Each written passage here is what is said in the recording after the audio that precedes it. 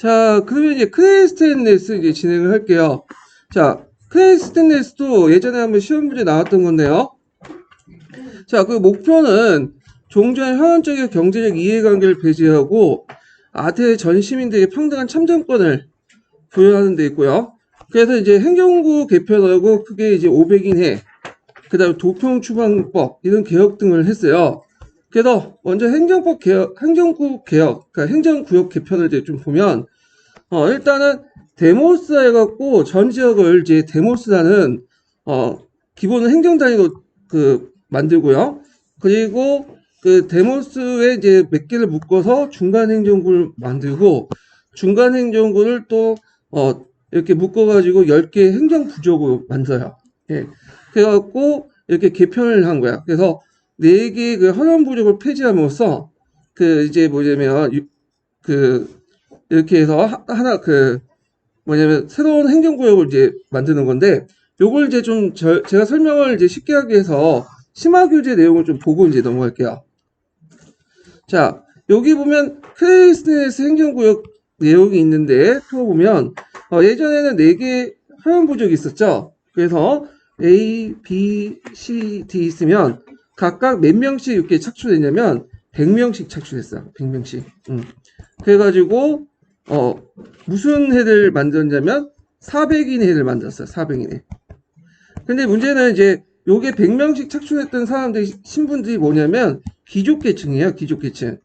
그러다 보니까 이 사람들은 귀족계급의 이익만 대변할 뿐이지 전체 국민들의 이익, 아테네인들의 이익을 대변하지 못해요. 문제점이 있겠죠. 그러니까 크레스틴네스는 요거를 이게 이제 수십 개씩 뭐냐면 조그만 데모스를 이렇게 쪼개요. 민중자치구로. 그리고 이제 성인 남자들에게 여기 등록을 하도록 해요. 이 데모스에 일종의 선거구예요. 우리식으로 따지면.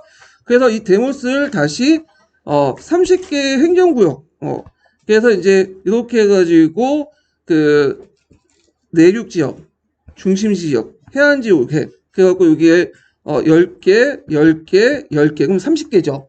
그래서 내륙 지역 아마 내륙 지역은 이제 농촌 지역일 거예요. 중심 도시, 그다음 해안 지역. 그래갖고 이제 10개 있고 각각의 10개 있는 도시들을 뭐냐면 따로 하나씩 빼는 거야. 하나씩 이렇게. 그래서 몇 개 부족이 나오겠어요? 그러면 10개 행정구역이 나오죠. 그러면 요때 이제 부족은 요게 허용부족하고 의미가 달라. 이거 행정부족이나 허용부족이나 보통 트리푸스라고 하거든요. 트리푸스라고 하는데 자, 요 트리푸스라는 의미는 원래 초기 때는 허용부족적 의미예요. 근데 나중에는 행정부족적 성격을 갖고 있어. 이건 그리스뿐만 아니라 로마도 마찬가지야. 로마도 초창기 때 트리푸스 하면 현원적 성격을 강화하는데 나중에 행정구역 개편하면서 트리푸스는 요게 똑같은 부족이지만 행정적 성격이 강하다. 그래서 요때 이제 10개 부족들은 어떤 지연이나 현원에 연관되지 않고 서로 각기 다른 사람들이 모여가지고 한 개 부족을 형성하잖아요. 그럼 서로 모르는 사람들이죠. 그래서 하여튼 10개 부족을 이렇게 해가지고 현원적이고 지연적인 것들 해체시키고 요 10개 행정 부족에서 각각 대표 몇 명씩 선출하는 거죠? 50명씩. 그럼 몇 명이 되는 거야? 500인 해죠. 500인 해를 결성해요. 그래서 400인 해를 없애고 500인 해를 구성을 한다. 그러면 앞에서 이제 400인 해들은 되게 그 각 부족들의 현역 귀족들이 와가지고 정치를 하기 때문에 귀족들의 이익과 그리스 폴리스의 전체 이익이 충돌할 땐 누구의 이익을 따르겠어요? 귀족계급의 어떤 계층적 이익을 따르겠죠. 근데 이 500인들은 서로 모르는 다양한 계층들의 사람들이 참여했기 때문에 만약에 귀족계급의 이익과 그 다음에 전 폴리스의 이익이 대립될 경우에는 어느 이익을 따를 수밖에 없죠? 전 폴리스적 이익. 그러면서 이제 뭐냐면 현원적이고 어떤 지연적인 성격을 이제 해체시켜 나갔다. 이렇게 좀 기억을 해 두시면 돼요. 그렇기 때문에 이 그리스의 민주 정치는 데모스를 바탕으로 했기 때문에 이걸 뭐라고 데모크라시라고 하죠. 오늘날 민주 정치의 원형이 이제 나오죠. 어원이. 그래서 나중에 이제 데모스가 이제 정치의 중심이 돼요. 그래서 여기 좀 기억을 해 두시면 되고요. 자, 다시 넘어가서 그래서 이렇게 이제 구성된 500인 해는 실제인 통치 기관이야. 그래서 재정, 전쟁, 외교를 담당하고요. 그 다음에 이제 500인 해의 구성과 운영 방식 모든 시민들이 제한 없이 참작의 기회를 보장받고 있음을 보여주는 상징으로 볼 수 있고, 그 다음 500인의 제한을 토의하고 채택 여부를 이제 최종적으로 결정한 거는 민회다. 그러니까 500인에는 오늘날만 행정부를 의미하고요. 민회는 최종적 결정 입법부 정도 이렇게 보시면 돼요. 그리고 이제 앞에서 솔론 때 시민법정이 만들어졌죠. 그때 솔론의 시민법정은 400인회와 동일하게 만들어졌어요. 근데 이것도 동일한 논리로 그 시민법정도 500인회과 동일한 방식으로 이제 선출해요. 그래서 좀 더 초계층적이고 좀 약간 폴리스적인 이런 판결을 이제 이끌어낼 수 있게 한다. 이렇게 좀 기억을 해주시면 돼요. 자, 그 다음에 군사개혁의 내용 보면 군사위원회 설치해서 10개 행정부족에서 각각 선출된 군사위원 10명이 구성이 되고, 그 다음 군사위원이 각 부족에 제공된 시민전사들을 지휘하겠다. 뭐 이런 내용이고요. 그 다음에 이제 쉽지만 또 하나가 뭐냐면 도평추방법 있죠. 도편이라는 건 도자기 파편이에요. 예, 그래갖고 도자기 파편에 참주가 될 위험이 있는 인물 6,000표를 이제 이상 나오면, 적어서 나오면 이 사람을 한 10년 동안 추방하는 제도야. 그래서 나중에 전에 있었던 참주 같은 사람들이 나오지 못하도록 하기 위한 어떤 보완적 성질을 갖고 있다. 이렇게 이제 보시면 될 것 같아요. 그러면 클레이스테네스의 어떤 정치 형태가 꼭 완벽히냐? 그건 아니에요. 자, 클레이스테네스는 민주 정치를 도입을 했어. 제도적으로. 그렇지만 이건 제도적으로 도입을 한 것뿐이지 실질적으로 도입한 건 아니에요. 왜 그러겠어요? 민주 정치를 하려면 국민들이 이제 시민들이 거기에 정치에 참여하려면 모든 사람들이 어느 정도 정치에 참여할 수 있는 뭐가 있어야 되죠? 돈이 있어야죠. 근데 여기는 부유한 사람들은 정치에 참여할 수 있지만 돈 없는 가난한 빈민들은 정치 참여할 수 없는 구조야. 예. 그래서 형식적인 민주화가 됐지만 실질적인 민주화는 못됐다. 왜? 빈민들에게 정치를 참여할 수 있는 경제적 뒷받침을 못 해줬기 때문에 그런 거죠. 자, 뭐 이런 것도 있는데, 자, 첫 번째는 아르콘과 아우파우스가 그대로 종속됐고요. 예전에 이제 귀족 정치의 유산이죠. 아르콘은 보수가 없기 때문에 여전히 상위 2개 계급만 선출될 수 있고, 이게 제일 중요한데, 현실적으로 4등급의 무산층 테테스는 생계 부담 때문에 시정에 참여할 수 없었죠. 이걸 이제 실질적인 어떤 시정 참여를 마련했던 사람이 나중에 누구죠? 페리클라스죠. 이 페리클라스 그 중간에 무슨 전쟁이 있었죠? 페르시아 전쟁이죠. 그래서 페르시아 전쟁 때 빈민들, 이 테테스가 노군으로 이렇게 참여함으로써 어떤 이제 정치적인 어떤 군사적 공헌을 했죠. 그러니까 아까쯤에 서양 정치의 특징이 자기가 피 흘릴 만큼 뭘 주장한다고 했어요? 정치의 권리를 주장한다고 했죠. 당연히 정치의 권리를 주장하게 되고 그들에게 정치의 권리를 준 사람이 페리클라스다. 이렇게 이제 보시면 될 것 같아요. 자, 그래서 이제 클레이스테네스까지 이제 한번 또 봤고, 그 다음에 또 이제 보면 잠깐만요. 그 제일 중요한 이제 페리클라스로 이제 넘어가죠. 페리클라스. 이 페리클라스는 여기 보시면 알겠지만 되게 많이 나왔어요. 어마어마하죠. 예. 최근에는 문제가 좀 어렵게 나와가지고 안 나오는데 모르죠. 또 이렇게 주는 문제도 또 나오면 나올 수가 있겠죠. 충분히. 자, 일단은 이제 페리클라스 전에 이제 무슨 전쟁이 있었냐면 페르시아 전쟁이 있었어요. 페르시아 전쟁. 자, 근데 페르시아 전쟁인데 페리클라스를 페르시아 전쟁과 연결시켜서 생각하시는 분인데, 페리클라스는 엄밀히만 페르시아 전쟁에 참여 안 했어요. 그 뒤에 있는 거니까. 자, 하여튼 이 페르시아 전쟁은 아테네 민주정치의 어떤 발전의 큰 배경이 돼요. 그래서 우리가 이제 뒤에 이제 살펴보겠지만 3차 해전이 뭐죠? 살라미스 해전이죠. 3차 침입 때. 그래서 3차 페르시아 전쟁 때 살라미스 해전 때 누가 수병으로 활동했던 사람들, 최하층 사람들, 테테스가 이제 많은 공헌을 했죠.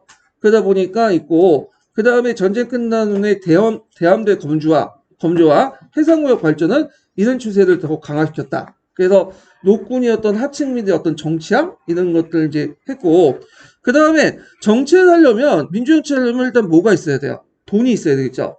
그래서 델로스 동맹 시의 공납금, 해상무역을 통해 패권자 이런 것들이 아테네의 어떤 경제력에 가장 중요했다는 거. 거기에서 들어온 이제 경제 부와 노예들 이런 것들이 아테네의 어떤 민주정치를 가능케 했죠. 그러다 보니까 그걸 계속 확보하기 위해선 해양 패권이라든지 경제 패권 이런 걸 다 장악을 해야 되잖아요. 그러다 보니까 이제 아테네가 점점 어떻게 된다? 제국주의화 돼요. 제국주의화. 그 말 안 들으면 이제 가서 쳐부시고, 굴복시키는 그런 이제 정책을 하게 되죠. 팽창 정책을. 자, 그래서 이 아테네 민주정치는 국내적으로 상당히 민주정치지만 대외적으로 상당히 뭐냐면 패권 정치를 했다. 이렇게 보시면 돼요. 근데 이게 서로 대립된 것처럼 보이지만 실제 동전의 양면이에요. 네, 민주정치 가능하려면 경제적 부가 쌓아야 되고 그러다 보면 어떻게 돼요? 제국주의 정책을 할 수밖에 없어요. 이런 것들 좀 같이 연결시켜서 보시면 되고요. 그 다음에 이 페리클라스 이전에 정치적 스승이 있어요. 지금 문재인의 정치적 스승은 누구죠? 노무현 대통령이죠. 그래서 페리클라스의 정치적 그 스승은 누구냐면 이 알피아데스라는 사람이 있어. 요거 이름 꼭 외워두세요. 이 알피아데스와 이제 대립됐던 인물이 누구냐면 키몬이라는 사람이 있어. 키몬. 자, 이 알피아데스는 좀 약간 반스파르타야. 근데 이 키몬은 친스파르타야. 이게 이제 또 외교 정책에서 좀 차이가 있는데 원래는 이 키몬이 이제 정권을 장악을 했어요. 근데 이 키몬이 그 스파르타의 반란이 나니까 그때 헤로트의 반란이 나니까 거기에 이제 스파르타 오지 말라고 했는데도 불구하고 그 군대를 파견했어요. 근데 오히려 이제 스파르타가 자기 나라를 공격한 줄 알고 이들을 물리친 사건이 있거든요. 그래서 이제 이 키몬은 이제 아테네 시민부터 욕을 얻어먹고 그 다음 집권한 사람이 반스파르타 인물이었던 알피아데스예요. 그래서 이 알피아데스는 귀족의 권한을 약화시키고 평민의 어떤 것을 이제 강화시키는 그런 사람이야. 민중파라고 보시면 돼요. 그래서 이 아라오파고스의 권한을 대폭 축소를 하는 등 귀족 정치의 잔재를 일소시키려고 했다. 요거 기억을 해두셔야겠죠. 근데 이제 이 알피아데스가 갑자기 암살을 당해요. 예. 그래서 이 알피아데스의 후계자였던 누가 등장하죠? 페리클라스가 등장한 거야. 페리클라스는. 그래서 이 페리클라스와 알피아데스의 관계 이렇게 좀 같이 기억을 해두시면 돼요.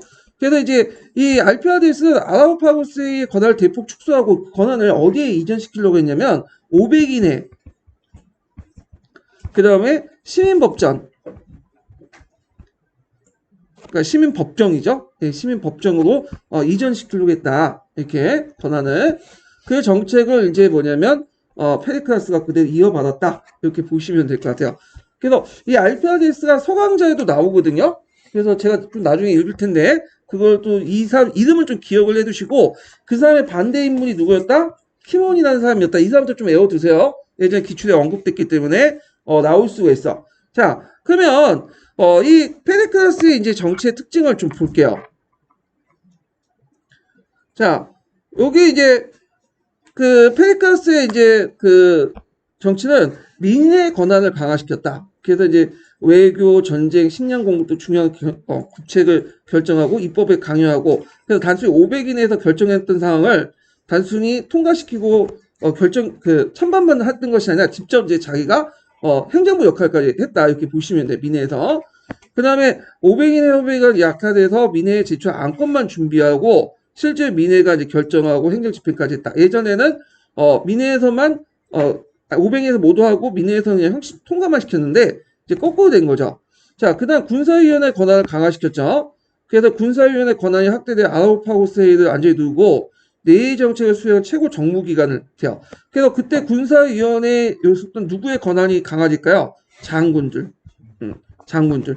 왜냐하면 그 뒤에 이제 얘기하겠지만 이 수당제라든지 뭐 이런 것들이 실시되면서 공무원들이 돌아가면서 하잖아요. 그러니까 전문성이 떨어져. 지속성이 떨어지니까 그래도 어느 정도 행정적 전문성을 갖고 있는 이 장군들이 권한을 갖고 돼요. 이때 장군이라는 뜻은 우리가 하는 싸우는 사람뿐만 아니라 행정가의 의미도 있어요. 네, 그래서 군사적 지휘관뿐만 아니라 행정가의 지위가 있고 그 다음에 이제 페리클라스도 어떤 지위를 가지고 정치를 했냐면 장군의 지위를 가지고 정치를 했어요. 예, 요 지위를. 물론 이제 이 장군도 이제 권한이 컸지만 실패하면 죽을 수도 있어. 그만큼 책임도 강하게 이제 물었죠, 이 사람들에게. 자, 그 다음에 시민법전인데 각 부족에서 600명씩 추천해서 6,000명의 배심원을 구성했고 5,000명의 위원회를 나눠서 재판했어요. 법관도 없고 다수결에 의해서 판결됐는데 오늘날 말하면 인민재판이에요, 일종의. 예. 근데 이제 요 시민법전이 상당히 권한이 큰데 요건 간단하게 설명이 돼 있거든요. 근데 이제 요거를 제가 사형사 총론이나 다른 책에서 이제 한번 관련된 내용을 좀 찾아봤어요. 여기는 간단한데, 자, 보통 그 페리클라스의 이제 뭐냐면 그 정치를 사법의 민주화, 사법 민주 정치라고 해요. 그만큼 시민법조의 권한이 되게 강했어. 그래서 항소법원 2심제 유지했던 것을 다 폐지하고 1심제도 유지했고요. 이게 이제 서양사 총론에 딱 개론 같은 데 있어요. 예, 여기 총론에 있는 내용을 이제 했는데, 그 다음에 배심원을 운영했던 시민법정을 했고, 배심원을 통해서 운영하고 시민법정을 운영했고, 이 시민법정이 단순히 판결만 하는 게 아니야. 감사 기능도 있고요. 감사 기능을 통해서 행정이나 입법을 통제할 수 있는 권한도 있고요. 예. 그리고 이제 뭐 관리 후보자의 자격, 그 심사나 그다음 행정감사, 그다음 재무관계 등등 탄핵도 있어. 탄핵 권리도 있고 법 집행 권리도 있어요. 그러니까 오늘날 말하면 뭐랄까 일반 법정이 아니라 법정 플러스 뭐 일종의 국회로 가지고 있는 감사 기능, 그 다음에 헌법재판소 역할도 하고 막강한 권한을 갖고 있어요. 그래서 시민법정의 권한이 상당히 강화됐다. 이런 것들 좀 같이 기억을 해두시면 될 것 같아요. 그럼 다시 넘어가서 자, 그 다음에 예전에 또 시험 문제 나왔던 게 시민권 제한법이에요.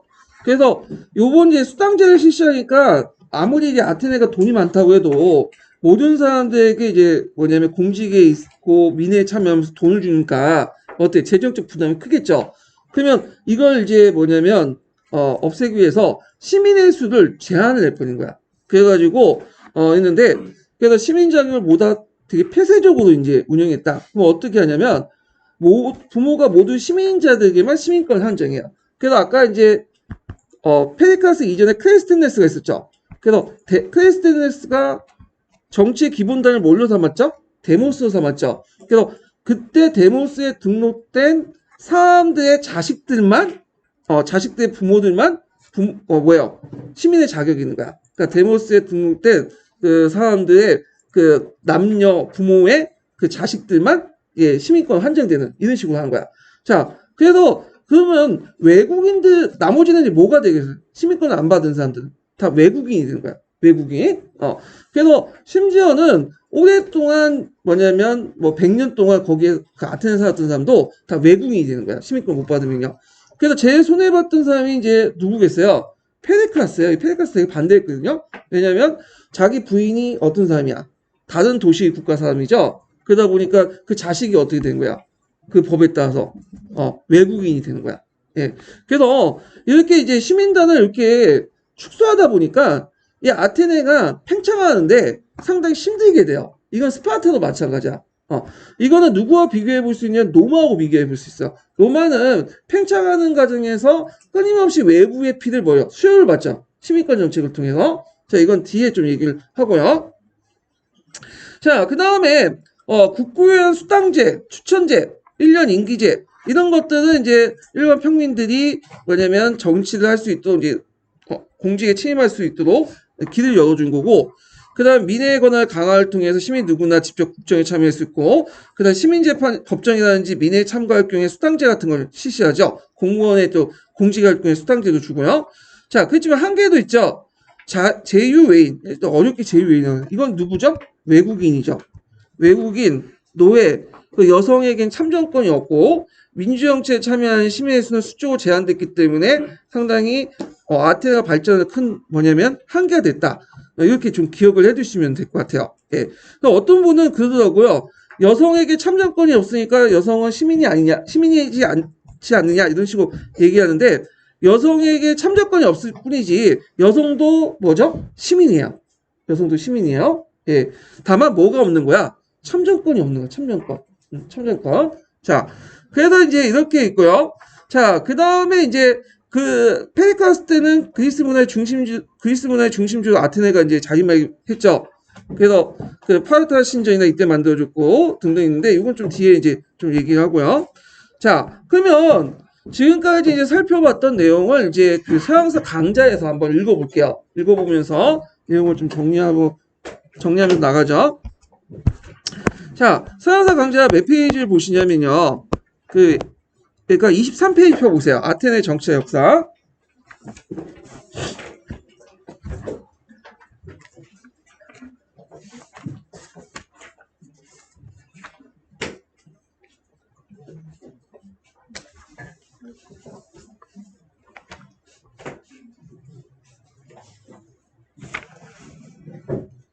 자, 아테네 정치의 역사는 몇 페이지부터 읽냐면요. 자, 여기 24페이지 마지막 줄부터 발췌독 할게요. 자, 솔론의 시대는 변화와 혼란의 시대였다. 신민운동의 그 이후에 활성화된 교육과 숭호업 덕분에 부유해진 자들이 있는가 하면 다른 한편은 훈작과 부채로 그 고통받는 빈곤한 자들도 많았다. 폴리스가 분열되고 무질서한 상태에 직면한 상황에서 솔로는 혼란한 수습을 하는 중재자가 등장했다. 그가 해결할 문제는 참정권의 분배와 시민들 사이의 경제적 불균형 문제다. 여기 참정권의 분배는 정치적 권리와 관련된 거고, 그냥 경제적 불균형 상품화폐 경제보다는 사회 경제적 양극화를 얘기한 거죠. 예, 두 가지의 어떤 문제점을 해결해야 되겠죠. 자, 그는 아테네 시민들 4개 등급을 구분하고 재산 규모에 따라 참정권을 차등 부여하는 금권 정치를 했는데, 여기에서 이제 1계급, 2계급, 3계급, 4계급 있는데, 그 중에 제일 중요한 계급은 요 테테스죠. 요게 이제 기출문제 나왔으니까, 하여튼 4개 계급으로 나눴다. 이렇게 보시면 돼요. 참고로 여기 기사라는 계급이 있어요. 기사는 우리가 이제 중세시대 기사만 생각하는데, 고대시대도 기사가 있었어요. 이 기사는 말을 타는 사람들이야. 그러니까 말을 탈 수 있을 만큼의 어떤 경제 능력을 갖고 있는 계층들을 기사라고 했어요. 예. 그렇기 때문에, 중세시대 때의 어떤 우리가 생각하는 기사하고는 다른 층의 사람이에요. 이 사람들은. 자, 하여튼, 이렇게 해갖고 이제 있는데, 제4위층은 이제 테테스는 간직에 오르지 못하고 다만 민회와 시민법전에 참여할 수 있는 권리를 가졌다. 자, 솔로는 또 400인 협의회를 만들고 시민법전의 권한을 강화하는 등 아테네 제도를 정비하고 국가의 기본적인 법률을 성립시켰다. 그리고 여기 이제 의미가 있대요. 아테네 제도를 정비하고 국가의 기본적인 법률을 성립시켰다. 예. 이렇게 이제 의미를 뒀고요. 그리고 이제 시민들의 경제적 불균형과 관련되어 빈곤한 시민들의 부채를 말소하고 이후에 그 인신을 담보로 하는 부채 관계를 무효한다고 공표했다. 예. 그러나 솔론의 정책은 이게 한계가 있죠. 법률과 제도 정비를 통해서 귀족층의 부당한 지배를 막으려는 소극적 차원이었고 아테네 정치 사회적 혼란을 해결하지 못했다. 이게 아마 한계 쓰라고 하면 이것도 쓰시면 좋을 것 같아요. 이거. 자, 이때 등장한 건 참주정이다. 참주 페이시스타투스는 기원전 546년에서 545년에 무적을 써서 참주가 된 후 귀족 세력을 건재하고 추방된 귀족의 토지를 몰수하여 토지가 없는 농민들을 분배했으며 빈농들의 영농 자금을 지원했다. 요거는 이제 앞에와 달리 교과서 관점이나 통론 관점을 또 적어놨어요. 또한 그는 상업을 장려하고 아테네에서 대대적인 건축 공사를 벌였으며 아테네의 공동체 재전을 거행하기도 했다. 자, 공동체 재전 같은 경우에는 대표적인 게 디오니소스 그 재전 있죠? 요런 것들은 민간 축제였는데 이걸 국가적 차원에서 이제 끌어들인 거야. 예. 자, 그 다음에 그러나 정치와 아테네의 민주정치를 참여를 억제하고 그의 개인 권력을 강화시켰다. 아테네인들은 비민주적인 참주 지배를 건드리지 못하고 결국에는 그 기원전 510년경에 페이시스타투스의 일가, 요때는 페이시스타투스가 죽고 시피아스가 집권할 때요. 그들을 이제 몰아내고 참주정을 축출했다. 그리고 참주의 재등장을 막기 위해서 만든 것이 도평 추방제고요. 그때 이제 그 추방하는데 큰 역할을 했던 사람이 누구냐면 클레이스텐네스야. 이 클레이스텐네스나 페리클라스나 민중들에 의한 정치를 했지만 실제로는 명문가 귀족 출신이에요. 이 사람들. 자, 아테네 민주정치의 실제 개혁은 클레이스텐네스 때 이루어졌다. 클레이스텐네스는 아테네 데모스의 지원을 힘입어 귀족 세력의 온상인 기존의 현원부를 폐지하고 새로운 지원부족을 창설했다. 그래가지고 여기 현원부족의 의미는 이때 트레이프스의 의미는 현원부족이었는데 이게 무슨 부족으로 바뀌었죠? 지원부족으로 바뀌었죠. 그 의미가 바뀌었죠. 이건 노마도 마찬가지예요. 초창기 트레이프스 부족의 의미는 현원적인 성격이 강하다가 나중에 뭘로 바뀌었죠? 지원적인 성격으로 바뀌게 되죠. 자, 그 4개의 현원 부족 없애고 해안과 평원, 산악지역에 고도 분산된 10개의 새로운 부족을 만들었다. 부족제 개편에 따라 400인 협의회가 500인 협의회로 바뀌고 민의 활동도 강화되었다. 하지만 클레이스텐네스의 개혁으로 인해 여기에서 이제 실제 참여권을 누린 사람들은 뭐죠? 아테네 중간층 보병층이었고 아직까지 하층민은 국가 정치 군사 활동에 참여한 경제 여유와 여가를 갖지 못했다. 이게 뭐예요? 한계죠. 크리스티네스의 어떤 정치 한계, 민주정치의 한계죠. 자, 그리스 페르시아 전쟁 이후에 델로스 동맹의 결성과 아테네 해군의 선장은 하층민들의 정치 참여를 가능케 하였다. 종전의 하층민들이 생기 때문에 정치 활동에 벌일 여력이 없었지만 함대의 노병으로 복무하게 되자 정치와 군사 활동에 적극 참여할 수 있게 되었다. 그래서 이런 여건에서 알피아데스, 여기 나오죠. 알피아데스와 그의 정치적 후계자가 누구라고 했죠? 페리클라스죠. 기억을 해두시면 되고, 노무현과 지금 문재인 그런 관계라고 보시면 돼요. 자, 그래서 아테네 민주정치를 더욱 발전시켰다. 그래서 알피아데스는 기원전 462년에서 461년에 귀족들의 정치 조직인 아라오파고스의 대부분을 권력을 박탈하고 그 권력을 어디로 이관시키려고 했죠? 미네나 오베긴 협의회에 시민법적 이전하려고 했다.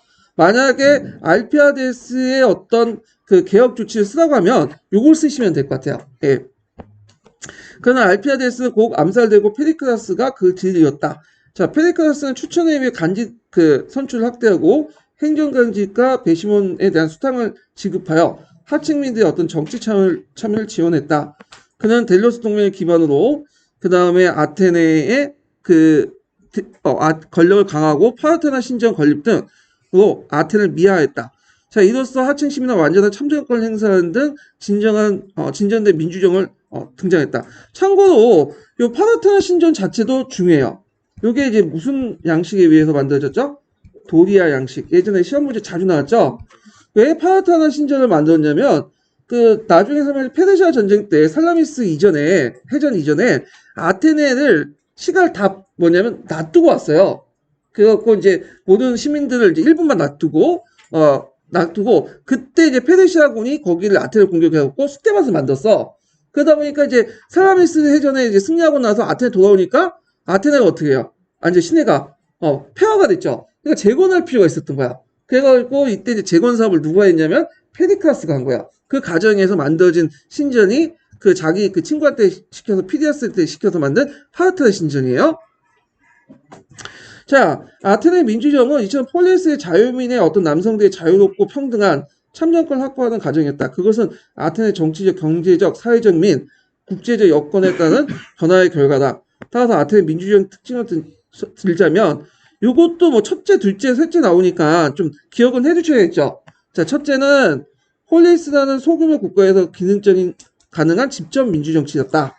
자, 그래서 아테네 시민들은 미네와 시민법정에 직접 참석하고 교대로 간직에 맡으면서 국가를 공동 운영했다. 그래서 간직은 대개 미네와 추천으로 선출되었는데 1년 임기의 중임 제한이었다. 자, 그리고 두 번째로는 이제 아테네 민주정은 20세 이상의 성인 남자들만 참여한 것이고 자유민의 여성이나 외국인 노예는 배제한 거다.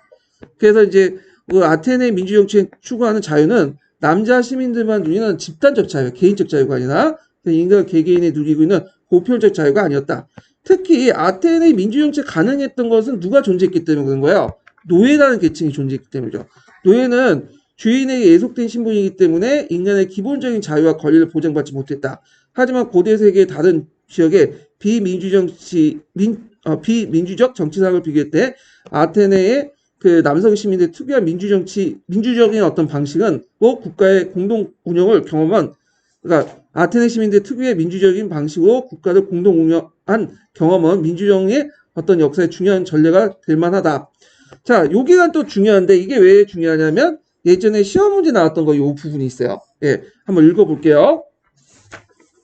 자, 아테네는 그리스 페르시아 전쟁을 계기로 해서 그리스의 대표적 강국을 선정했다. 아테네 마라톤 전투와 살라미스 해전을 통해서 승리의 주역으로서 그리스 내 정치 영향이 더욱 강화되었고 전쟁 이후에 결성된 델레스 동맹은 아테네 입지를 더욱 공고하게 만들었다. 그러나 아테네의 위력과 영광은 펠로폰네스 전쟁의 패배로 계기로 무너지고 말았다. 자, 즉 아테네 권력 기반이었던 델로스 동맹이 해체되고 아테네 영토와 함대가 대폭 축소됐다. 그 후 아테네는 스파르타의 패권을 계속 도전하여 제2차 해상 동맹을 결성했다. 이게 듣보잡이죠? 근데 이 서계에도 나와요. 이 부분이. 그래서 제2차 해상동맹을 결성을 통해 강력한 해상국가의 면모를 재현하려 했지만 과거처럼 동맹의 결속력을 유지하지 못하고 결국에는 이게 된 게 아니라 제가 말을 잘못했는데 뒤에 있네요. 저기 다른 걸 얘기하려고 했어. 카이로레이아 전투를 얘기하려고 했는데 뒤에 부분이 있어요. 하여튼 읽을게요. 결국 아테네는 부당한 간섭과 동맹국 이탈 때문에 동맹국 전쟁이 일어나고요. 결국에는 아테네 동맹에 대한 통제를 상실했다. 그래서 그 후에 이제 테베가 또 등장하죠. 테베가 있다가 테베도 영향력 국가 상실하고 테베, 아테네, 스파르타가 서로 이제 싸우고 있다가 북쪽에 누가 내려온 거야? 마케도니아가 내려온 거죠. 그래서 이 마케도니아하고 이제 한판 이제 싸움을 했던 것이 그 유명한 카이로레이아 전투예요. 예, 이런 것들 좀 기억을 해주시면 될 것 같고 이건 뒤에 있으니까 뒤에 좀 얘기를 할게요. 자, 그러면 이제 스파르타로 넘어가죠. 스파르타. 예전에는 그냥 스파르타 별로 중요하지 않아가지고 건너뛰었거든요. 근데 요즘에 이제 그 시험문이 나왔으니까 또 봐야겠죠. 예. 자, 스파르타 보죠. 스파르타는 그 정복민이었던 도리아인들이 선주민이었던 미케네인들을 정복하면서 성립을 했어요. 그러니까 이게 이제 이때부터 이제 점점 군국주의화 됐다는 어떤 배경이 돼요. 이건 뒤에 얘기했지만. 그래서 그 전설상에 의하면 이 스파르타 체제를 만들었던 사람이 뭐냐면 니코로구스라는 사람이야. 네, 그래서 니코로구스는 이제 실제 인물인지 모르겠지만 일단 외워두세요. 이 사람이 유명한 사람이니까. 그래서 이 사람의 입법을 통해서 있고 제2차 메세니아 반란을 지난 후에 형성이 됐다. 그러면 여기에서 잠깐 보면 여기 좀 그 배경 부분이 좀 안 나와가지고 제가 심화 규제를 잠깐 보고 넘어갈게요. 스파르타들 부분을. 자, 29페이지 표 보세요. 제가 이제 그 서양사 총론에 있는 걸 이제 스캔을 했어요. 여기 보이시죠? 자, 그 스파르타는 어디에 있냐면 펠레포네스 반도에 있어요. 여기가 펠레포네스 반도거든요. 예. 그 중에 이제 스파르타가 이제 원래 처음에 정착지는 어디냐면 요 나코니아 지역이에요. 나코니아 지역. 근데 여기에서 이제 인구가 늘어나니까 요 지역에서 더 이상 많은 인구를 먹여 살지 못하니까 어느 지역을 공격했냐면 요 메세니아 지역을 공격한 거야. 메세니아. 그러니까 요게 메세니아 평원 지역이기 때문에 곡창지대거든요. 그래서 요 지역에 있는 사람들 정복을 해가지고 뭐냐면 일종의 헤로트 그 집단 노예화 시켜버렸죠. 그래서 얘네들로부터 이제 뭐냐면 곡물을 공급받고 일종의 나눠 가지면서 중장보병을 육성을 했어요. 네, 이런 식으로 이제 어떤 사회적 갈등을 해결하려고 했던 거였거든요.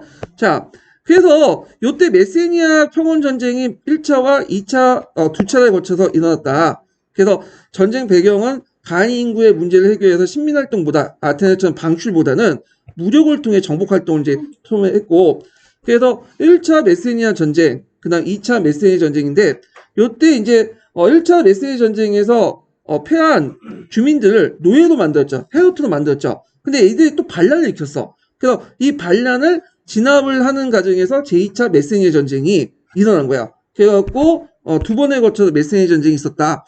자, 그러면 그 결과를 보면 일단은 이때 이제 스파르타 체제가 이제 전환을 시도해요. 스파르타도 아테네처럼 내부 갈등이 있었어요.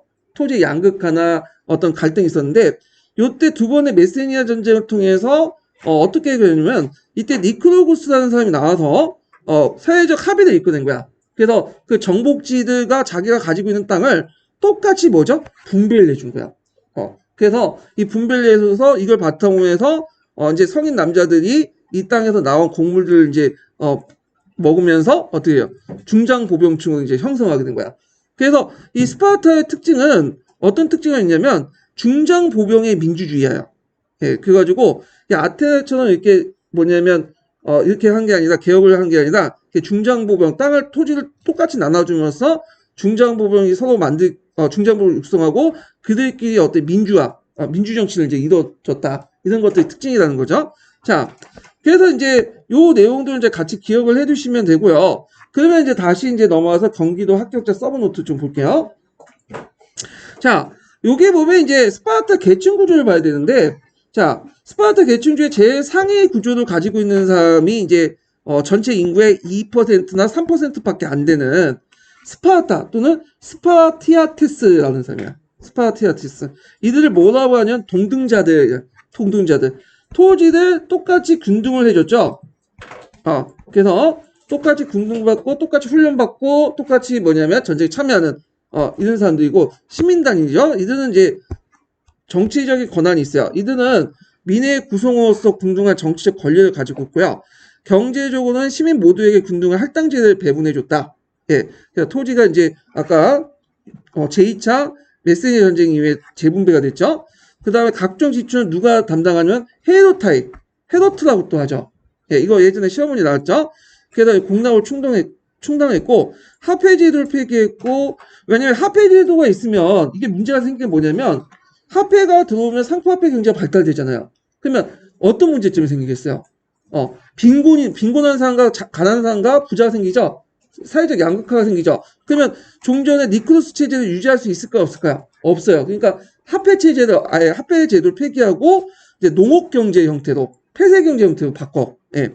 그다음에 외국과의 무역을 억제하면서 자급자족의 원칙을 삼았고 온갖 삭식품과 기금속을 추방을 했다. 그리고 그들은 절대적인 다수였던 헤이로타이를 이제 억누르기 위해서 뭐냐면 군국주의화를 선택했죠. 그래서 성인 남자들은 태어날 때부터 뭐냐면 그 철저히 관리를 하죠.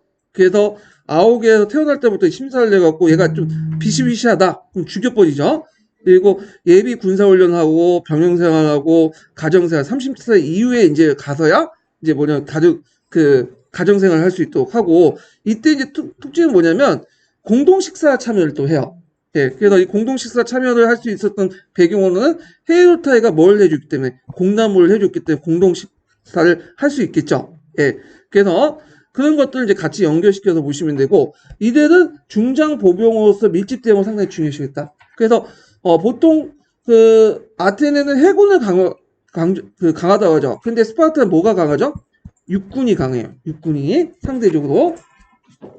자, 그 다음에 이제 두 번째 신분이 뭐냐면 페레오이크야. 딱 중간에 있었던 그 신분인데 신분은 자유였지만 국정 참여에 권리는 없는 준심이었고요. 도시와 그 주변에 거주하면서 보통 상공업에 종사했는데 이 페레오이크는 왜 생겼냐면 그 당시 이제 정복하는 과정에서 이거는 좀 약간 뒤에 좀 볼게요. 여기가 좀 약간 부족해가지고 네, 계층 구조에서 이들은 정복하는 과정에서 헤이로타이처럼 끝까지 개기지 않고 그냥 항복했던 사람이에요. 그래서 원주민 중에 스파르타 지배를 감수한 자, 자유민으로부터 자유민으로서 지방의 도시 자치권을 소유했고요. 그 다음에 우리가 이제 잘못 알고 있는 게 뭐냐면 군대 복무를 안 한다고 했는데 군대 복무를 해요, 얘들도. 예. 그래서 특히 이제 스파르타가 이제 뭐냐면 페르시아 전쟁하고 그다음 펠로포네스 전쟁을 겪잖아요. 그 과정에서 많은 시민들이 죽어요. 근데 문제는 스파르타 같은 경우 외부의 어떤 피를 못 받았기 때문에 시민단지 어떻게 될까? 시간이 지나면 지날수록 축소가 되죠. 그래서 스파르타 말기 때는 스파르타 성인 시민이 1000명밖에 안 돼요. 그러다 보니까 그 땜빵을 다 누가 하냐면 페리우크에 가요. 그래서 이미 페르시아 전쟁부터 군대 복무를 하게 되고요. 그리고 나중에는 병력 자원이 없으니까 누구까지 이제 끌어다니냐면 헤이로타 있죠. 얘네들까지 끌어들여. 그래갖고 얘네들 수병을 이용하거든요. 네. 그래서 하여튼 그래서 이제 군대 복무와 납세 의무를 하고 그렇지만 폴리스 정치 참여를 하지 않는다. 그리고 도시와 주변에 총나게 거주하고요. 아까 저 라코니아 지역 있죠? 이 라코니아 지역 메세니아 그 옆에 부근에 있고 그다음 스파르타 시민들이 금지된 상공에 종사하고 시민권 없다. 자, 그다음에 제일 이제 천대받는 계층이 헤이로타야. 헤이로타를 보시면 이제 인구 구성에서도 볼 수 있는데 전 인구의 몇 %예요? 92%야. 그런데 이제 이에 반해서 아테네를 보세요. 아테네는 노예가 43%밖에 안 되죠. 그러면 전 인구의 그 92%의 노예를 포괄적으로 통치하기 위해서는 당연히 정치 체제가 어떻게 돼 있어요? 군국주의가 될 수밖에 없는 거야. 예. 그래서 이제 있는데 여기에서 노예라고 하지만 주의할 것은 이 아테네 노예하고는 달라요. 이 아테네 노예는 매매 양도 뭐 이렇게 하잖아요. 그런데 매매 대상은 아니에요. 여기 집단적 노예라고 해서 마을 전체가 그냥 할당식으로 하는 거야. 그래서 이걸 매매하거나 이렇게 하진 않아요. 애들이.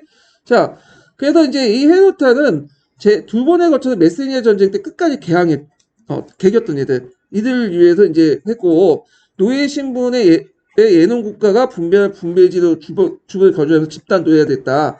그래서 노예 신분으로서 그래서 경작하면서 시민과 국가가 요구하는 공납을 납부를 했다. 근데 이들이 상당히 불만을 많이 갖고 있기 때문에 어떻게 돼서 반란을 많이 일어나. 그래서 그 반란을 자주 진압을 하거든요. 예.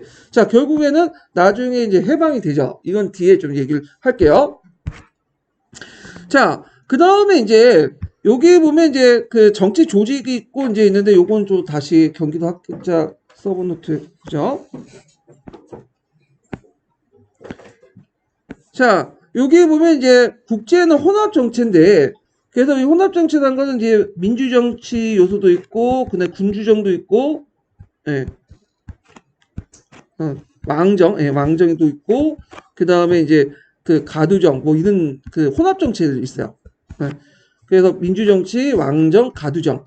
그래서 왕정은 이제 왕 두 명이 있는데 실권이 거의 없다고 보시면 돼요. 예, 실권이. 그 다음에 장로회 국정의 주요 안건을 마련하고 민회가 있죠. 근데 이 민회도 거의 실권이 없어. 그냥 거수기라고 보시면 돼요. 지금처럼 투표를 한다고 해도 일종의 박수 있죠. 박수. 그러니까 저 중국 공산당 같은 데 북한에 보면 그 수첩들이잖아. 빨간 수첩. 그런 식이에요. 그러니까 박수하면 그냥 이렇게 통과시키는 거예요. 그러니까 실질적인 권한이 별로 없다. 이렇게 보시면 되고, 실질 권력을 갖고 있는 사람이 누구냐? 애폴로라는 사람이야. 그래서 국정 운영의 실권이고, 5명이고, 임기를 1년씩 하고 있다. 그러면 여기에서 이제 애폴로 부분을 좀 볼게요. 그래서 이제 애폴로는 국정의 실권을 장악하고요. 민회가 선출하는 그래서 임기 1년에 5명이고 왕을 포함한 간직자의 행동 감시나 스파르타 특유의 생활 양식 준수 여부를 감시하는 사람이다. 이렇게 이제 보시면 돼요. 그래서 애폴로와 관련된 내용이 서양사 총론에 자세히 되어 있거든요. 이렇게. 그래서 서양사 총론도 한번 읽어보면 되게 좋아요. 왜냐면 이게 서양사 개론에 있는 내용을 보충 설명해줘. 그러니까 서양사 개론이 교과서라면 서양사 총론 지도서 이렇게 보시면 돼요. 그래서 그 자체가 시험 문제 나오는 것보다는 읽으면 이해 배경이 이해가 확 된다는 거 할까? 그러니까 좀 약간 내용이 많아요. 그래서 배경 지식이 넓힌 데는 되게 좋아. 자, 그래서 이제 이렇게 그래서 의미는 왕족과 귀족 정치 유제를 내포한 민주주의 유제는 예전에 그 정치 체제가 그대로 민주 정치와 융합된 그런 혼합 정치 체제였고 그 당시에 그리스인들이 제일 성망의 대상이었다. 그러니까 우리가 이제 아테네가 제일 정치적으로 발달되고 보지만 지금 보지만 그 당시에는 이 당시 그 제일 정치가 발달된 정치 체제 뭘로 봤냐면 스파르타 봤어요. 스파르타. 예. 그래서 이걸 뭐라고 하냐면 아까 중장 고병 민주 정치라고 해요. 이 말을 이거 이제 서양사 강의에 있는 내용이거든요. 그래갖고 BC 7세기 후반 제2차 메시아 전쟁이네. 오탄데. 자, 전쟁 중에 전쟁 전에 중장 보병 밀집 대학 전술을 도입하면서 아까 이들 유지하기 위해서 토지를 균등 분배를 해줬다고 했죠.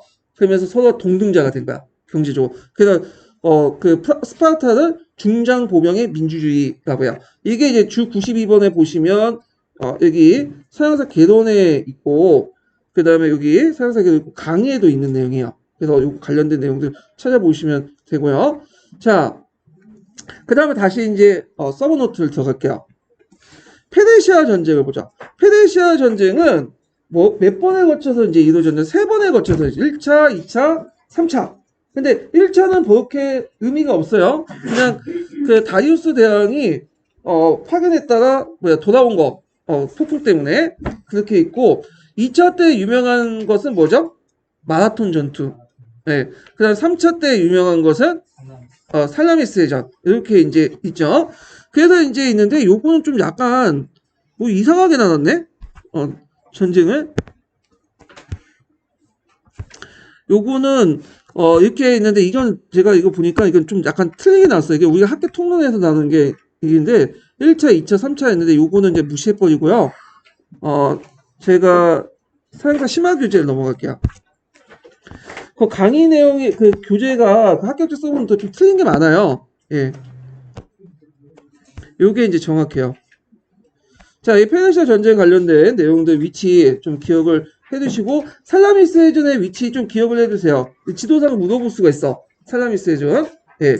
그래서 이제 위치 좀 파악을 해주시고 그 나중에 익소스 해전 아시죠? 아, 익소스가 아니라 어디지? 아, 갑자기 생각이 안 나는데.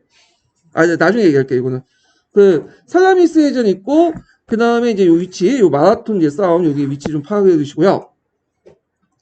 자, 원인 이거 외워두셔야죠. 14년 기출문제예요. 배경 원인은 뭐냐면 지중해 해상 패권을 둘러싼 페르시아와 그리스 도시국가의 이제 대립이에요. 페르시아는 누굴 지원했냐면 페니키아를 지원했어. 페니키아. 그래서 페니키아에 지원을 해갖고 이제 동부 주중해 패권을 무역권을 장악하려고 했는데 누가 걸림돌이 된 거야? 그리스 도시가 걸림돌이 되는 거죠. 그래서 그들 간의 어떤 대립 속에서 페르시아가 그리스를 치는 어떤 배경이 됐고요. 직접적인 계기는 뭐냐면 여기 보면 페르시아 제국이 확대돼 나가면서 이 지역을 장악해요. 이오니아 지역을. 예. 그때 이제 이오니 지역에 있었던 그 지역에 그리스계 소도시 국가들이 있었거든요. 여기에서 반란을 일으켜. 그래서 반란이 일어나고 나서 이 그 그리스계 그 도시 국가들이 아테네 지원을 요청해요. 근데 그 아테네가 이제 그 지원을 주니까 해군을 파견한 거야. 아테네가. 자, 그러니까 이제 이걸 빌미로 해가지고 전쟁이 시작됐어요. 요거 외워두세요. 예전에 시험 문제 나왔던 거야.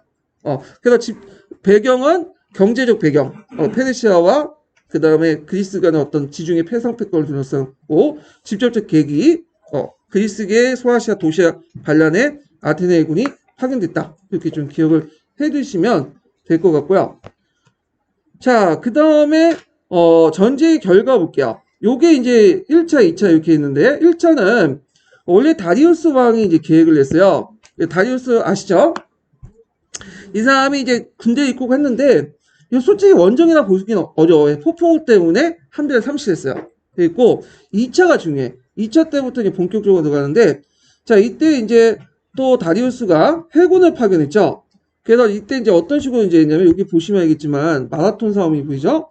여기가 있는데 여기가 아테네라면 아테네 북쪽에 마라톤 평원이 있어요. 그래갖고 이제 그 당시 그 페르시아 함대들은 두 방향에 걸쳐갖고 이제 상륙하려고 했어요.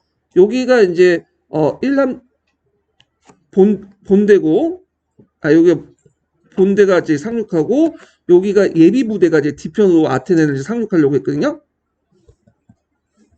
그래갖고 두 방향에서 해갖고 먼저 본대를 상륙시킨 다음에 위쪽에서 압력을 두면 예비 부대가 이제 마라톤을 이제 그러니까 아테네를 공격하는 방식이야. 그런데 이제 이걸 이제 아이고 잠깐만요. 또 나갔네. 예.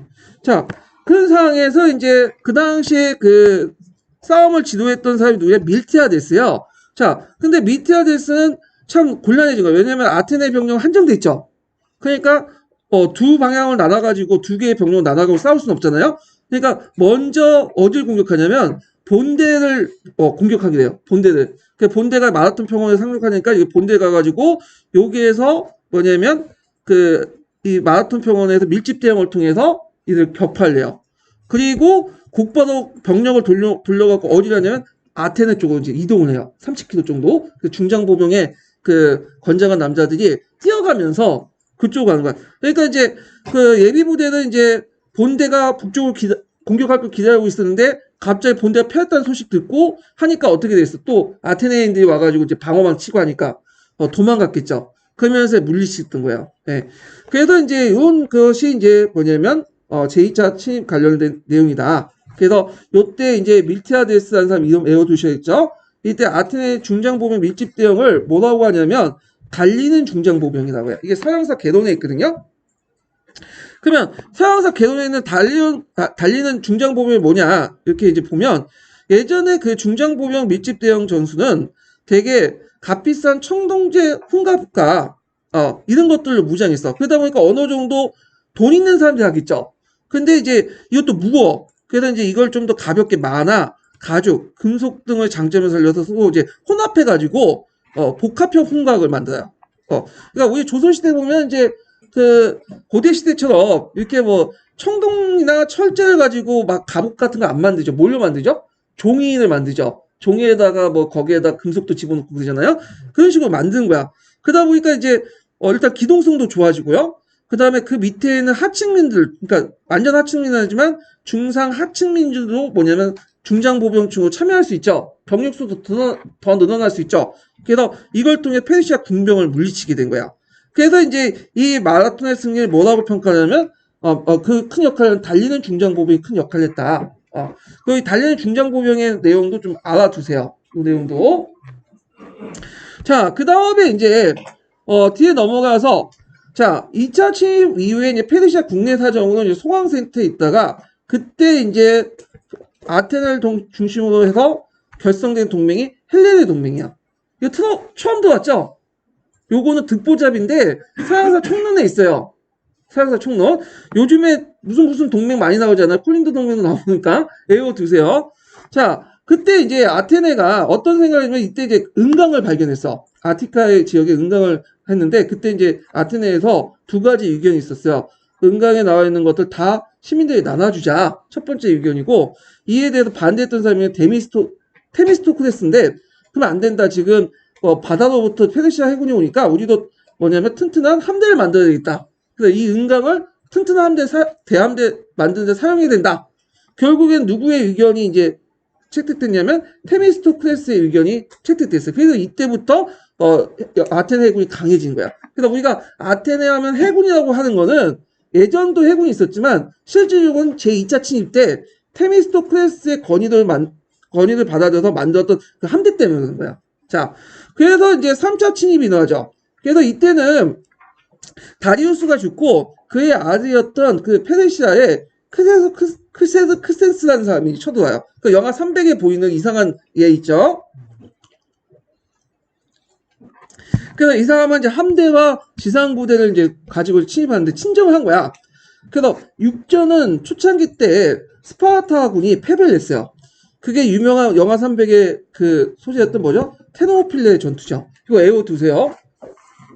자, 그렇지만 살라미스의 전 때는 뭐죠? 아테나군이 이제 큰 승리를 했죠. 아테네군이 승리를 했고, 그 다음에 이제 그 아테네와 스파르타를 이간질을 시켜서, 그 다음에 페르시아가, 아티카를 점령하고 아테네 파괴를 했는데, 이거는 이제 살라미스 그 전의 얘기예요. 결국에는 다시 이제 합쳐져갖고, 플라타이아 전투에서 그리스 연합군이 큰 승리를 했다. 네. 그래서 요거 기억을 해주시면 될 것 같아요. 그래서 3차 침입 때 큰 전투는 3개의 전투만 외워두시면 돼요. 초창기 때 스파르타, 영하 300의 주제가 됐던 테르모필레 전투, 그 다음에 유명한 살라미스 해전, 그 다음에 뒤에 이제 그리스 연합군이 결성되었고, 페르시아군을 격파했던 플라타이아 전투, 이렇게 외워두시면 될 것 같아요. 예. 자, 그래서 이제 이렇게 해서 이제 좀 보고, 자, 그러면 이제 다시 넘어가서, 예, 경기도 합격자 서브노트 이제 보면, 자, 3번에 거쳐서 이제 페르시아 전쟁에 이긴 아테네는 델로스 동맹을 결성하죠. 그래서 앞으로 이제 페르시아가 쳐들어올 경우에는 바다로 쳐들어온다. 그래가지고 그들을 막기 위해서는 뭐냐면 거대한 함대가 필요하다. 그래서 이기 위해서 돈이 필요하니까 델로스 동맹을 결성해서 델로스 기금을 이제 만들죠. 근데 처음에는 델로스 동맹의 자금을 이제 델로스 동맹에 뒀다가 나중에 아테네로 옮겨요. 그리고 이거를 함대를 만드는데 사용하긴 하지만 또 아테네에 필요해서 유용하죠. 그래서 여러 가지 신전이나 건축물 이런 것들 만드는 데 또 이용하고 그래요. 자, 그리고 이제 아까 얘기했던 이 아테네가 이제 페르시아 전쟁 이후 제국화돼 민주주의 정책을 유지하기 위해서는 돈이 필요하고 그 다음에 해상 패권을 유지하기 위해서는 이런 제국주의 정책을 취하게 되죠. 자, 그래서 동맹시는 대부분 종속적인 지위에 떨어지고 동맹시가 제공하는 자금을 강제로 공납권을 변질시키고 공동공고를 아테네에 이동시켰다. 재판도 아테네 시민재판의 결정에 따라서 하게 됐다. 그러니까 외교적인 문제나 이런 것들을 다 아테네 시민재판에서 하게 돼. 그래서 예를 들어 어떤 도시에서 반란을 일으켰다. 그러면 아테네 시민재판에서 저기를 치자 하고 하면 국가 쳐가지고 그 도시를 이제 멸망시키고 다 사람들 다 죽이고 이런 식으로 이제 결정을. 그러다 보니까 이제 많은 원성을 사게 되죠. 이런 것들 아테네가 이제 몰락하는 배경이 돼요. 자, 그래서 이제 요 내용들 좀 기억을 해주시면 될 것 같고요. 자, 그러면 페르시아 전쟁과 관련된 내용을 좀 볼게요.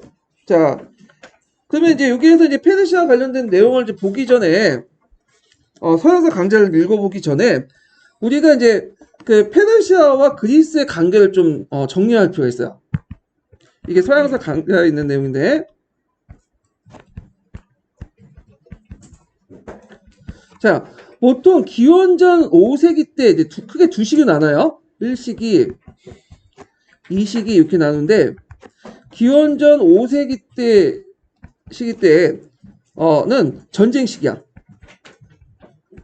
그래서 그리스와 페르시아가 전쟁을 하죠. 페르시아 전쟁처럼. 페르시아 전쟁 때 저는 그리스와 페르시아 전쟁하고 페르시아 전쟁이 일어나죠. 예, 기원전 5세기 때 페르시아 전쟁을 통해서.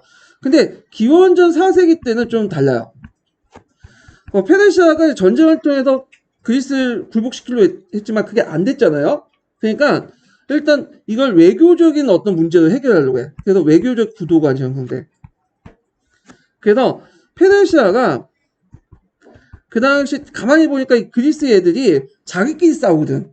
그러니까 그리스 내분의 개입을 해요. 그리스 정치에 내전 있죠. 그리스 정치의 내전이나 이런 것들이 개입을 해요. 그래서 통제를 하는 거야. 자기가 직접 군사력을 파견해갖고 하는 게 아니라 A와 B가 싸우면 A를 지원해주고 뭐냐면 B를 굴복시킨 다음에 A가 커지면 또 B를 지원해갖고 굴복시키고 그러니까 일종의 이의제 있죠. 예. 그래서 그 대표적인 게 이제 뭐냐면 펠로포네스 전쟁 있죠. 펠로포네스 전쟁 때 누굴 지원해주죠? 예, 스파르타. 왜? 아테네가 크니까. 그래서 이 스파르타를 지원해. 그래가지고 스파르타를 이제 뭐냐면 지원을 해가지고 요 당시 영향력을 또 확대시키고요. 그다음 또 하나가 이제 다 나중에 하지만 이제 좀 안 알려지지만 어떤 식으로 또 대표적인 예가 있냐면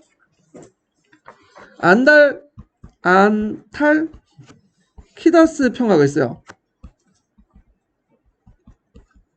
예, 안탈키다스. 이게 제가 글씨를 못 쓰는데 이게 미끄러져갖고 또 글씨가 안 돼. 예. 그래서 이 안탈키다스 평화를 통해서 그리스를 통제하려고요. 그래갖고 이제 그 당시 그 페르시아 왕의 허가를 받지 않고는 서로 전쟁을 못하도록 이렇게 뭐냐면 서로 협정을 맺게요. 그래서 그런 식으로 자신의 영향력 확대하려고 해요. 예. 자, 그런 식으로 해서 통제를 해서 어느 정도 성공을 했어요. 그러다 보니까 이제 이렇게 통제하다 보니까 그 그리스인들 페르시아에 대한 감정이 어떻게 될까요? 별로 안 좋죠. 그러니까 나중에 어떤 소리까지 이제 들리게 되냐면 이소크라테스처럼 힘을 합쳐서 누굴 치자는 거야. 페르시아를 치자. 이런 것들이 필리포스나 알렉산드에 또 영향을 줘요. 그래서 그것이 이제 페르시아 정보하고 또 연결돼 있거든요. 예, 그런 거와 연결돼서 이제 보시면 되고, 요 내용은 서양사 강좌에 있는 내용이니까 한번 읽어보면서 정리를 좀 해보기도 하죠. 예. 자, 거기 이제 몇 페이지 펴보시냐면요. 27페이지 펴볼게요. 자, 27페이지, 거기, 아이고,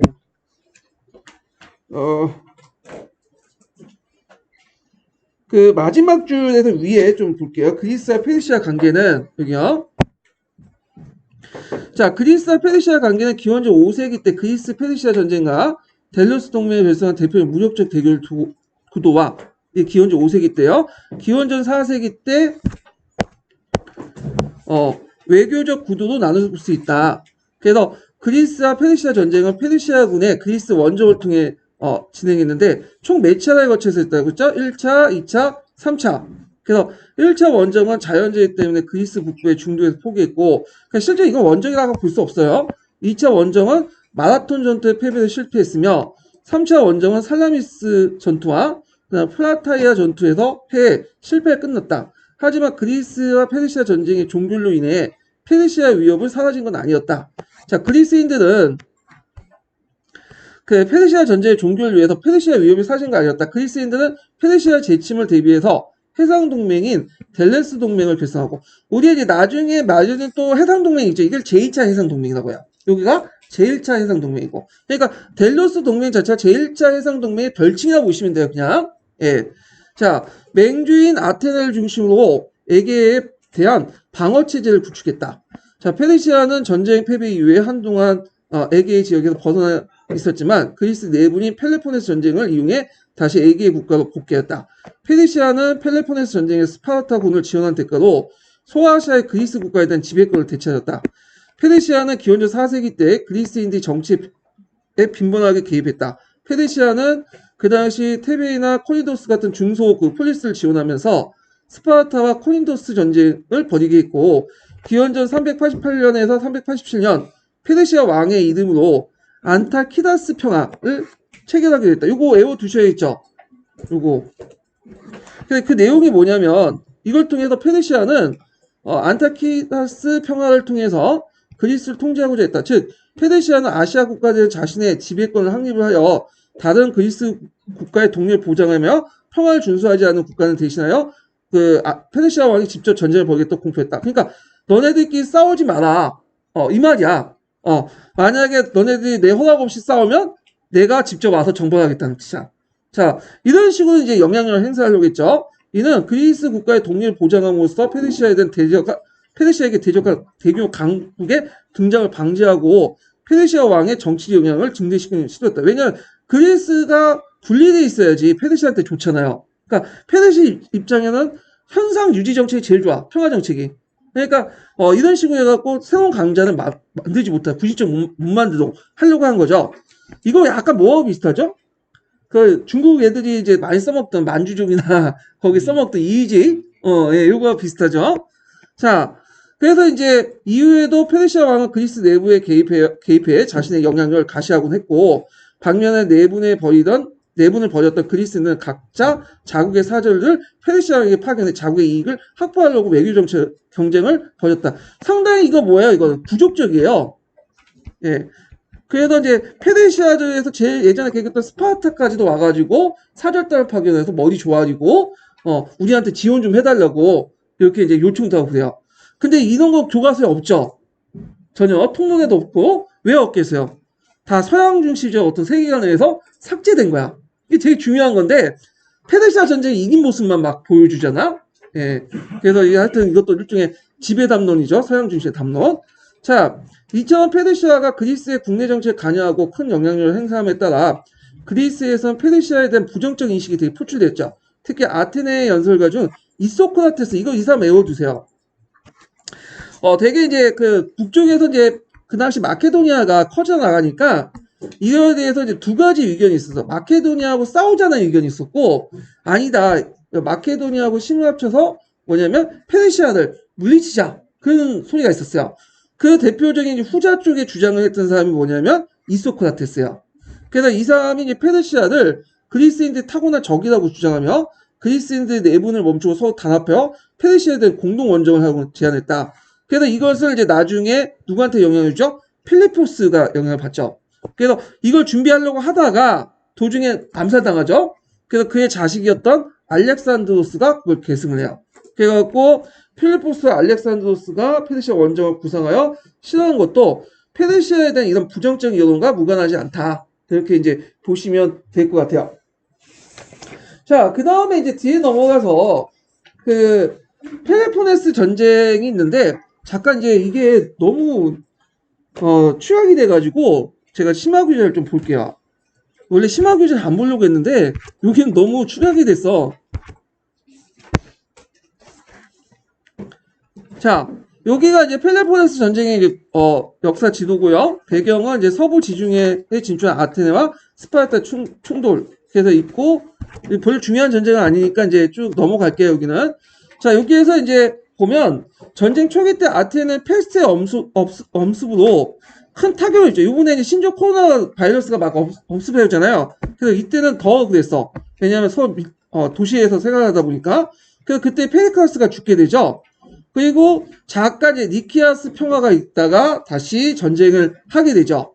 그리고 이제 있다가 나중에 이제 서로가 싸우다가 무슨 전투? 아이고 스포타미 전투가 있어요. 여기에서 이제 뭐냐면 이게 해전인데 이때 스파르타가 아테네군을 물리치게 돼요. 그러면서 아테네는 독립만 허용하고 스파르타 종속되죠. 예. 그래서 이제 이런 내용들 같이 기억을 해주시면 되고 자세한 내용은 이제 생략을 할게요. 이거는 상대적으로 좀 이렇게 중요한 내용은 아니니까.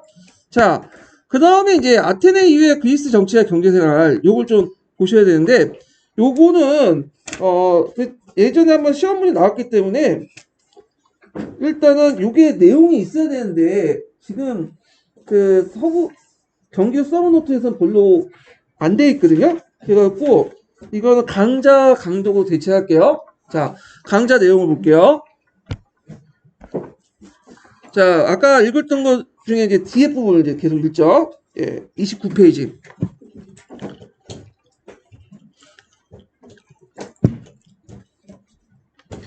자, 29페이지가 아니라, 29페이지가 아니라 30페이지 넘어가세요. 30페이지 두 번째 단락부터 볼게요. 자, 폴리에스테르 세트는 인적 기반의 약화를 통해 드러냈다. 그것은 공동체의 유대의 약화를 뜻하는데, 폴리스를 구성한 시민단 내부에 분열이 생겨 결속력이 약화되었다. 시민단의 분열은 기원전 4세기 때 부쩍 심화된 빈부의 갈등에 연결됐다. 그래서 부자들은 전쟁과 공동체 운영에 필요한 경제적 부담을 버거웠고, 특히 공역 부담을 기피하려고 했다. 공역은 부자 시민들의 개인적인 시사를 통해서 국가의 공공행사나 공익사업을 충당하는 제도였다. 여기에서 이제 좀 약간 부연 설명을 하면 되게 이제 이거 아테네의 경우인데 아테네 같은 경우에는 그 빈곤의 어떤 양극화 그런 형상 있죠. 사회 양극화 형상을 뭘로 이제 하려고 했냐면 일종의 공역 같은 거 있죠.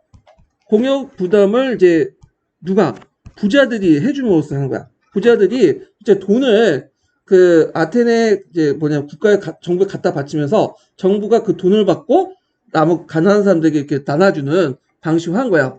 근데 이런 것들이 나중에 들어가면 안 하려고 해. 일단 아테네에서는. 그러다 보니까 이제 정부에서 재정이 없다 보니까 빈민들이 돈을 줄 수 있어 없어요? 없겠죠. 그러다 보니까 서로 간의 어떤 공동체 의식이 어떻게 돼요? 무너지기 시작해. 사회적 갈등이 다 표출되고. 근데 거기에다 이제 스파르타 같은 경우에도 또 문제가 있는데 스파르타 같은 경우에는 이제 페르시아 전쟁과 펠로폰네소 전쟁을 통해서 뭐예요? 시민단이 어떻게 될까? 점점 축소가 돼요. 전쟁을 많이 하다 보니까. 거기다가 이제 오랫동안 전쟁하고 특히 펠로폰네소 전쟁 이후에 상품화폐 경제가 이렇게 유입이 돼요. 그러다 보니까 사람들이 이제 열심히 이제 일을 해갖고 뭐 사는 것보다는 땅 투기 있죠. 땅 투기하거나. 그 다음에 거기에 이제 그 스파르타 여자들이 땅 투기 이제 일 쌓거나. 그 다음에 얘네들 군대 안 가려고 해. 그러다 보니까 용병을 써요. 용병을. 그러다 보니까 이제 점점 힘이 어떻게 돼요? 약화되죠. 그러니까 패배에 밀리기 시작한 거야. 예. 자, 그런 형상들이 등장하는데, 그럼 계속 읽어볼게요. 자, 공역은 이제 폴리스의 공동체 성격을 반영한 것으로 공역 깊이는 폴리스의 위기와 직결되는 문제다. 폴리스의 세트 형상은 업무의 전문화, 양상에서도 확인된다. 그래갖고 이제, 왜냐면 예전에는 모든 사람들이 다 참여했잖아요. 그런데 이제, 왜냐면 어떤 업무를 하든 어떤 일은 모든 사람들이 이제 자발적인 참여를 하는데 이제 업무의 전문화 양상, 그러니까 업무가 전문화되다 보니까 이제 시민들이 자발적으로 참여 안 해요. 누가 하는 거죠? 전문가들이 하는 거야. 전문가들이.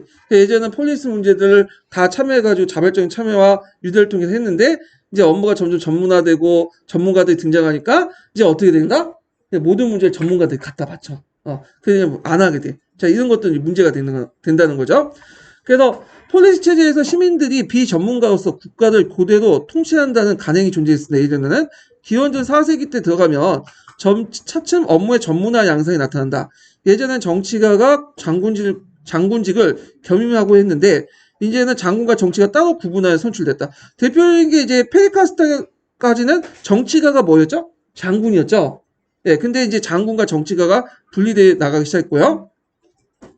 그 다음에 여기 보면 이제 군사적 업무의 전문화는 장군뿐만 아니라 군대 전문화 직업화를 초래했는데 기원전 4세기 때 시민군과 더불어 차츰 직업적인 용병이 등장해요. 특히 이제 스파르타 그런 데서. 예. 자, 또한 군사 업무 외에도 재정 분야 간직에서도 전문적인 능력이 요구되어 기원전 4세기 때 재정 간직도 장군과 마찬가지로 투표로 선출되었다. 자, 이런 양상하에 시민들은 자발적인 참여와 유대가 약화되고 폴리스 체제가 쇠퇴했다. 자, 그 다음에 폴리스 쇠퇴 속에서 폴리스에 대한 대안을 제시하지 못했다. 그래서 플라톤과 아리스토텔레스의 정치사상에서 폴리스에 대한 대안적 구상을 나타내지 않았고 바온 그리스주의를 주장했던 이소크라테스 역시 폴리스 체제를 고소했다. 자, 이소크라테스는 그리스의 화학가 통합적인 공동 원정을 강조했지만 페르시아에 대한 폴리스 체제의 해체를 주장하지 않았다. 그는 폴리스의 보존과 독립을 바탕으로 그리스의 연합체를 구성한 것이 폴리스 뛰어넘는 새로운 국가체제를 만들지 못했다는 거죠. 자, 폴리스의 인적 및 물적 기반이 약화된 동안 그리스의 신흥 강국이 부상됐던 것이 북방의 뭐예요? 마케도니아죠. 이 마케도니아 왕국은 뒤에 좀 더 살펴보겠지만 하여튼 기원전 4세기 중엽에 마케도니아의 누가? 필리포스 2세가 폴리스의 세력 약화를 이용해서 그리스인에 대한 정치 영향을 강화할 수 있었다. 그래서 마케도니아는 풍부한 자원과 막강한 군사력을 효율적인 왕권으로 바탕으로 더욱 강성했고 마침내 카이로레이아 전투에서 그리스의 폴리스 연합군을 최종적인 승리를 거뒀고 이것이 이제 아까처럼 폴리스를 기본 정치라는 고대 그리스 역사의 마감이 된 거죠. 네, 의미 외워두시고 그리고 이제 폴리스의 독립적 주권이 박탈되고 그리스인들이 마케도니아 왕국에 예속되었다. 그래서 이 전투 좀 기억을 해두시면 될 것 같아요. 예전에 시험 문제 나왔으니까. 그래서 이제 이렇게 이제 좀 파악을 해두시고 여기에 좀 빠진 내용이 있기 때문에 제가 이제 그 심화규제에서 좀 보충하고 넘어갈게요. 자, 여기 보면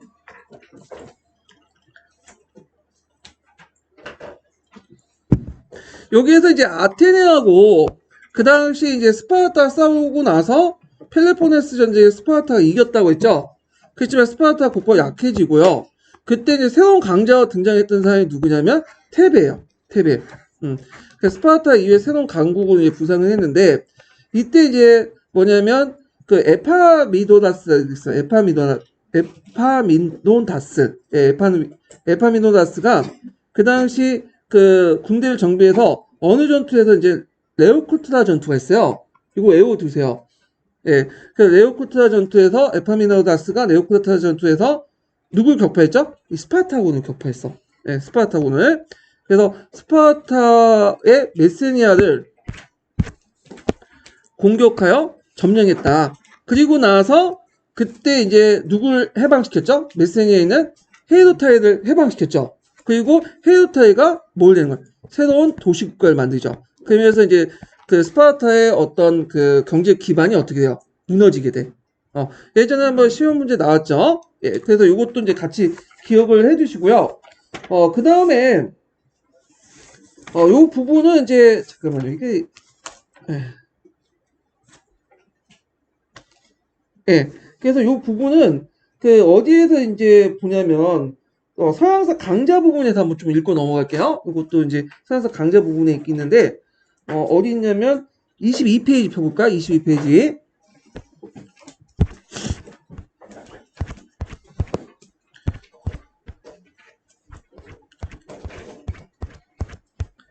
서양사 강자 22페이지. 아유.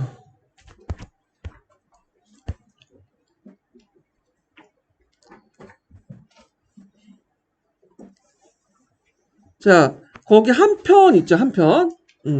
한편 헤이도타이는 피정복민 선주민과 메세니아인으로 구성됐고 그들은 스파르타에 예속된 일종의 국가애들의 노예들이었다. 그들은 주로 농업에 종사했으며 자유시민들이 전사로서 공동생활을 영위할 수 있도록 생활 기반을 제공했다.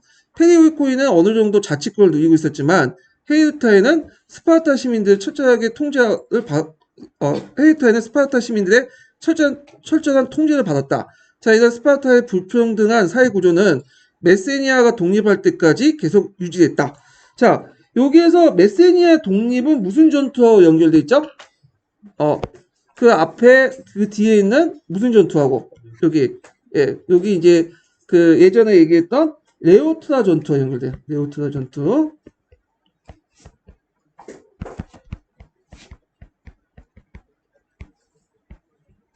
그래서 네오 전투와 패배로 이제 연결되죠. 네오트라 전투가 그 앞에 이제 371년에 있었어. BC. 그것이 이제 메세니아가 이 전투에서 이제 독립을 하게 되죠. 거기에 있었던 그러면서 369년에 그 메세니아에 있는 헤르트가 독립을 하게 돼요. 예. 자, 네오트라 전투에 의해서 메세니아 독립했다. 자, 그래서 이제 있고 스파르타는 기원전 6세기 때부터 그리스의 대표적 강국이 등장했다. 육군 국가인 스파르타는 주로 펠로폰네스 지역과 중부 그리스 내륙 지역에서도 지도적 역할을 행사했다. 그리스 페르시아 전쟁 때 아테네와 더불어 그리스 연합군을 지휘했는데 특히 테르모필레 전투와 플레타이아 전투에서 스파르타 명성을 떨쳤다. 그리스 페르시아 전쟁 이후 스파르타는 델로스 동맹의 지도 국가인 아테네와 함께 그리스 패권을 놓고 경쟁을 벌이다가 결국에는 펠로폰네스 전쟁에서 페르시아 도움을 얻어 승리함으로써 단독 패권 국가로 부상됐다. 스파르타는 기원전 4세기 이래 아테네, 콜린도스, 테바이와 계속된 전쟁 위에서 국령이 쇠퇴됐다가 레우트라 전투 있죠? 이 레우트라 전투에서 패배와 메세니아 독립 이후에 돌이킬 수 없는 세력의 길을 걷게 되었다. 요 관련된 내용이 서기에도 있고 서강제도 있으니까 같이 기억을 해두시면 될 것 같아요. 자, 그래서 이렇게 해서 이제 한번 그리스와 관련된 이제 정치와 관련된 것들을 이제 봤고, 그 다음에 요게 이제 아쉽게도 보시면 알겠지만 각국장에 또 로마로 건너뛰어. 그 도중에 그리스 문화가 없어. 거기다가 또 이제 제일 중요한 알렉산더 요번에 그래서 관련된 내용이 없어가지고 요거는 제가 이제 심화 규제로 이제 대치를 해야 될 것 같아요. 일단.